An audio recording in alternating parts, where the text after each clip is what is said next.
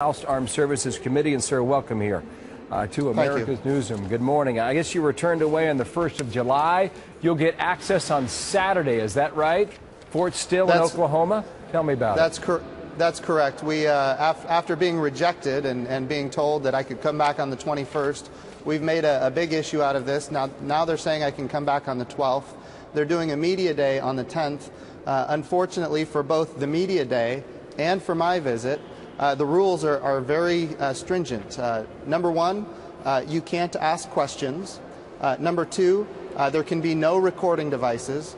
Number three, you can't talk to any of the staff. You can't talk to the children. You can't talk to the medical personnel.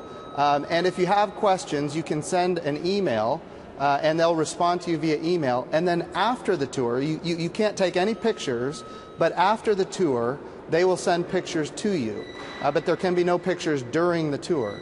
This is not what we expect in the United States of America, and certainly the media here needs to stand up for itself. And a number of the media outlets in Oklahoma have flat out said, we're not attending given those restrictions.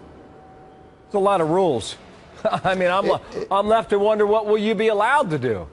Well, that's the question. You know, what is it that the media would go for? What is it that a member of Congress would go for if the things that we need to know are being restricted from us finding out? And interestingly, now the president is saying he needs us to immediately, as members of Congress, he needs us to immediately spend $3.7 billion seemingly to expand this program, but he won't give us access to the facilities, and he won't let us ask the questions or interview the personnel that are working at these facilities. It'll be interesting to see if reporters go in on Friday. You're talking about reporters from Oklahoma City and perhaps Tulsa, Oklahoma as well. Question, though, turn this around a little bit. Are they trying to protect the kids, or are they hiding something? What's the answer? That's what they're saying, and they're saying it's to protect the children. But look, why can't we talk to the medical personnel? Why can't we talk to the staff, the child care providers? Why can't we hear the stories of the people who are suffering in these facilities? There are stories of young folks that are streaming across the border. By the way, you can't tell me the border is secure when 10-year-olds are streaming across it.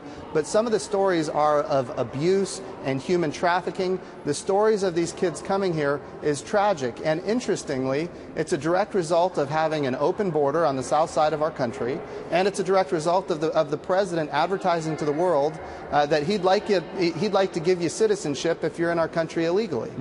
This is what has created the crisis. Now the president wants us to spend $3.7 billion, and it seems like it's going to expand the program, and there's not a dollar in here to secure the border. The Secure Fence Act of 2006 said specifically you have to have 100% operational control of the southern border. We only have 44% operational control. That's where we need to be addressing the problem, not expanding current programs. Just one more point. I know you got a big problem with all the rules, and perhaps they'll change, and maybe they won't. We will see, I guess, on Friday, then again on Saturday. Regardless of the rules, will you still go to pay a visit? I am going.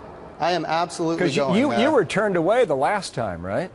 Yes, I was turned away on the 1st. They told me I could come back on the 21st. We've made a big issue of the fact that I have to wait 3 weeks. I'm a federal representative of the people. This is a federal facility on federal property, and they're saying I can't come for another 3 weeks. Now we finally got them to capitulate that I can come on the 12th, which is still too long. But here's the thing. We need unfettered access, and when a member of Congress, when a representative of the people wants to show up at one of these facilities, we shouldn't be rejected or turned away seemingly for political purposes. This should be transparent. It should be open. If you're a foster parent, you have visits from professionals, unannounced. There's no reason members of... Yeah, absolutely. Sir, listen, we're going to keep in touch with you. Jim Bridenstine, thank you for your time today. We'll bring you back on Monday, okay? We'd like to know how that visit goes. Thank you, Bill. I'd appreciate that. Thank you.